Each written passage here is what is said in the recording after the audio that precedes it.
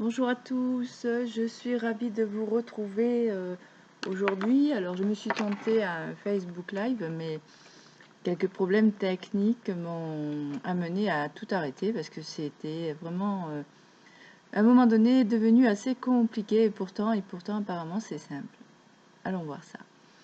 Donc je voulais vous entretenir sur la remise en question et quelques conseils en astrologie. Donc la remise en question.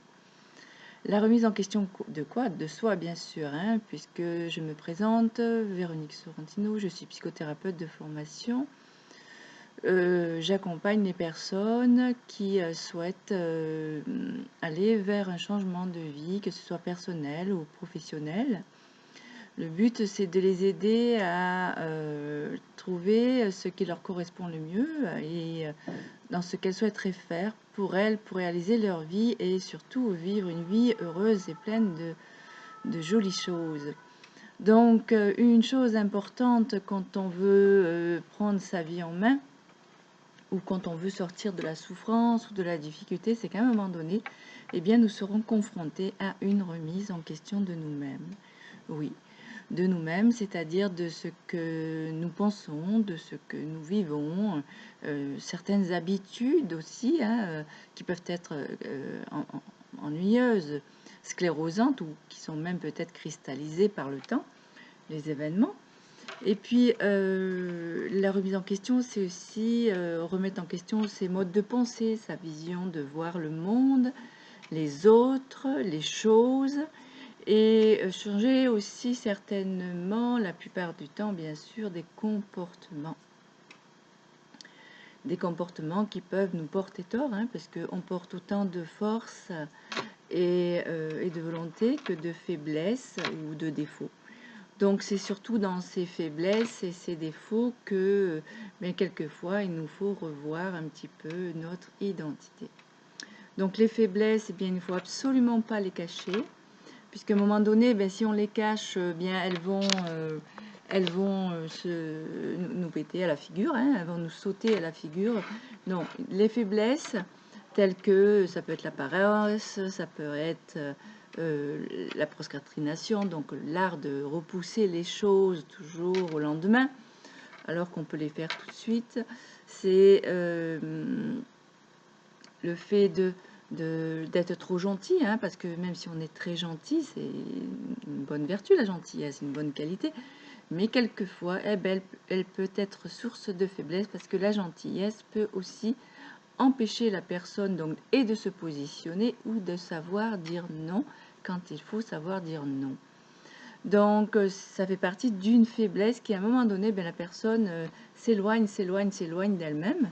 Et puis, par gentillesse, pour ne pas blesser, pour ne pas mettre en colère, pour ne pas avoir peur d'être jugé ou peut-être moins aimé, tout simplement, hein, eh bien, la gentillesse, à ce moment-là, devient un point sensible, un point vulnérable et donc un point de faiblesse pour l'épanouissement, le positionnement et puis surtout pour pouvoir prendre sa vie en main et les choix de sa vie, puisque une remise en question va remettre en mouvement beaucoup de choses, mais l'idée c'est que tout de même nous sachions, vous sachiez vers quoi vous souhaitez aller, vers quoi vous souhaitez vous diriger.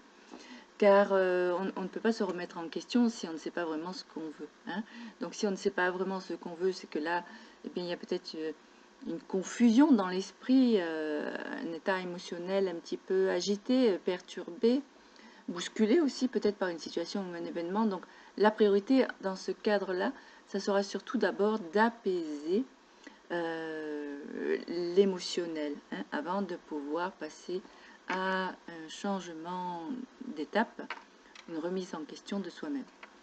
Donc voilà pour la remise en question. Donc en ce qui concerne l'astrologie, la remise en question, on va souvent la rencontrer au travers de l'énergie du Scorpion et de l'énergie de Pluton, la planète Pluton. Pluton est une planète dite de transformation, de remise en question, pour une mort en vue d'une renaissance avec soi-même. Donc Pluton agit lors de transits. Les transits sont des passages des planètes dans le ciel sur nos planètes personnelles, nos planètes de notre thème natal à nous, notre thème astral à nous-mêmes. Donc Pluton, quand il vient titiller une planète personnelle, eh bien voilà, il va bousculer la personne dans sa psyché, dans sa manière de penser, puisque Pluton travaille dans son transit surtout sur le plan mental. Il veut défaire, détruire, voire toutes ces pensées ou certaines croyances qui ont pu être cristallisées, figées, certains modes de pensée auxquels on tenait bien, eh bien Pluton, il vient faire son travail de, comment je pourrais dire, il vient pulvériser tout ça parce que ça ne tient plus du tout pour la personne. En tout cas, ça ne tient plus pour son évolution personnelle, pour son développement personnel.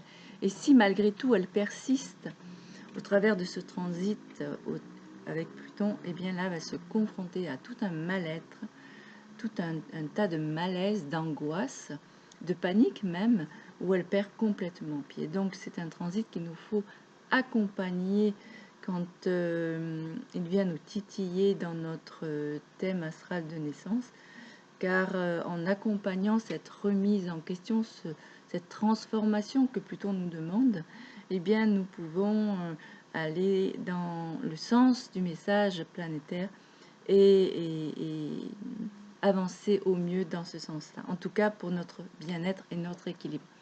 Donc si vous souhaitez plus d'informations sur ce sujet, n'hésitez pas déjà à laisser vos commentaires, je me ferai un ravi de vous répondre. Et sinon, vous pouvez me retrouver sur mon site www.connaissance et savoir au singulier.com, connaissance et savoir.com. Je vous dis à très bientôt pour un autre partage.